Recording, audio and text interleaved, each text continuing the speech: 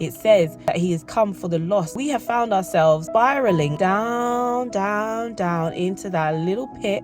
And if we go with the worldly sorrows, we will stay in that pit. We'll stay in that one direction. But there is something about when Jesus picks you up out of that pit because you have made the decision to follow him. Suddenly you look back at that pit and you think, you know what? I needed that pit to know the love, how big this love is, that there is no width nor depth nor length, can't even fathom the size of it. In fact, you know what? It's so precious. I will sell all my possessions. I will sell everything just to have his love. Repentance is an inner change of mind, resulting in a turning around to move in a different direction. The prodigal son story in Luke chapter 15 is such a great example of this, because one of two sons who basically goes out, spends his inheritance, ends up stuck in a famine, all his money gone, and ends up having to look after some pigs. Feels like as if he actually wants to eat what they're eating. It's in this point when he realizes, you know what? Change of mind. I might as well just stay with my dad, be like one of his servants. At least they were getting looked after. As I'm going to go back to my dad, and this is what I'm going to tell him. I'm going to say, Father, I have sinned against heaven and against you. I am no longer worthy to be called your son.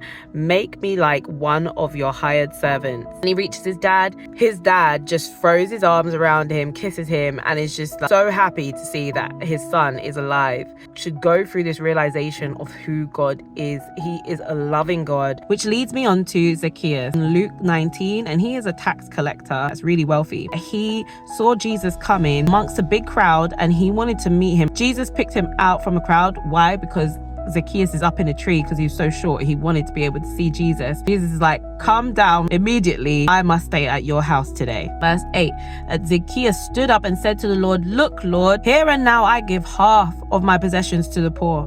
And if I have cheated anybody out of anything, I will pay back 4 times the amount. What it speaks of is the value of the love of God, but there is nothing compared to it. In 2 Corinthians 7:10, it says, godly sorrow brings repentance that leads to salvation and leaves no regrets, but worldly sorrow brings death. This is coming from one of my sisters in Bible school. She said, worldly sorrows, we just stay stuck in our sorrow and we are heading down one path. If the prodigal son didn't get up that day and say, you know what, I'm going to go back to my dad, he would have just wallowed in his pain and in his sorrow, and he wouldn't have thought that there was any hope. But there is something in godly sorrow that brings about this hope. There's a turning point. That path that you turn to is a path of salvation, but also you have no regrets. Why? Because, without going through all of the struggles and the pain that I went through as a prodigal son, I would have never known what the love of my father is.